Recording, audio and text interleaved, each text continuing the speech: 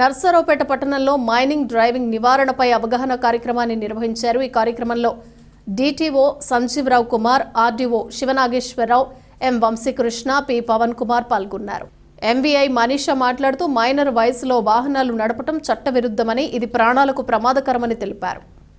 వాహనాల షాపుల యజమానులు మైనర్లకు వాహనాలు విక్రయించకుండా జాగ్రత్తలు తీసుకోవాలని సూచించారు. తల్లిదండ్రులు కూడా తమ పిల్లలపై నిఘా ఉంచి రోడ్డు భద్రతకు సహకరించాలని కోరారు.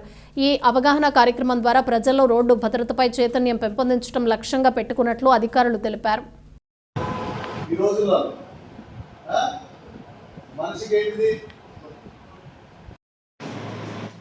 మీరు నడిపితే మీకు ఆ సామర్థ్యం లేదు కాబట్టి మీరు ఆ వాహనాన్ని సరిగ్గా నడపలేరు.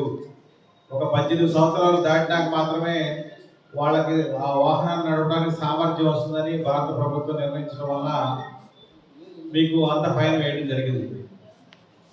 చాలామంది కూడా ఈరోజు మేము పట్టుకున్న వాటిలో ఎవరికి లైసెన్స్ లేవు, హెల్మెట్ పెట్టుకోలేదు, ట్రిపుల్ రైడింగ్ చేస్తున్నారు, నలుగురు కూడా ఎక్కుతున్నారు. లైసెన్స్ లేకుండా వాళ్ళకి ఎందుకు పండిస్తున్నారు? తర్వాత పిల్లలు ఎవరైతే వాహనం నడిపినప్పుడు మీరు పట్టుబడ్డాక అదే వాళ్ళ కింద పడిపోయి మన తలకాయ పగిలిపోతే మన వాల్యూ ఎంత మనం దాన్ని గమనించుకోవట్లా. ఒక హెడ్ గేర్, హెల్మెట్ అనేది పెట్టుకుంటే మన లైఫ్ ప్రొటెక్షన్ అనేది యువతరం అంతా తెలుసుకోవాలి. ఈరోజు 1,74,000 మంది భారతదేశంలో చనిపోతున్నారు రోడ్డు ప్రమాదాల వల్ల.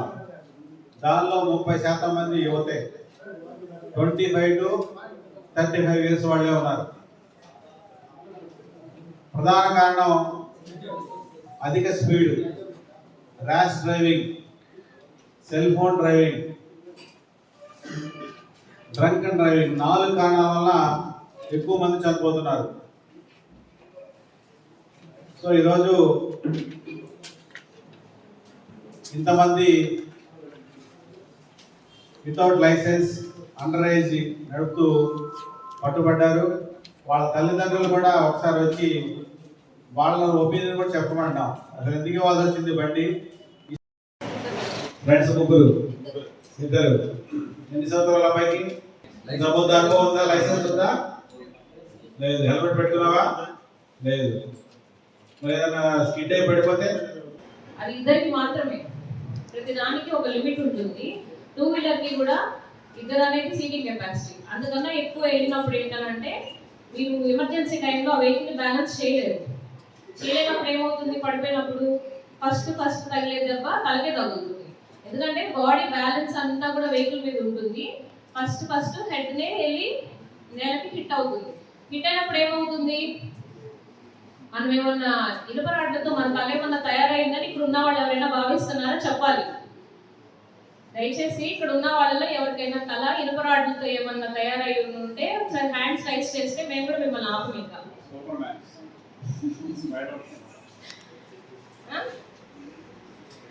సో మీకు ఇదంతా ఏంటంటే మీరు చెప్పారు కదా ఇందాక సార్, ఎక్కువగా వాహనాలు ప్రమాదానికి గురయ్యి 2 వీలర్సే.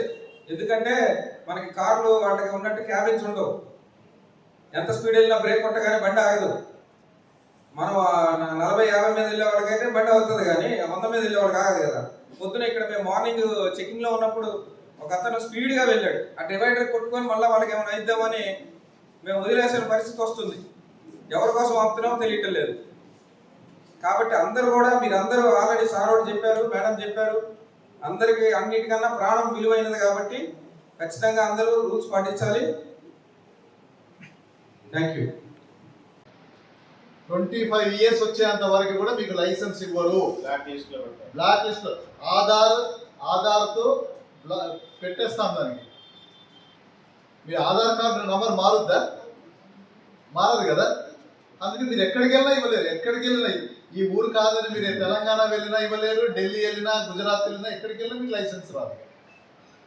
ఎందుకంటే మీ ఆధార్ నంబర్తో ఇది నిక్షిప్తం అయి ఉంటుంది. మేము ఇచ్చిన ఇన్ఫర్మేషన్ ఇట్లా ఇతను ఒకసారి పట్టుబడ్డాడు, 18 నిండకుండానే వాహనాన్ని నడిపాడు, మైనర్గా వాహనాన్ని నడిపాడని ఒకసారి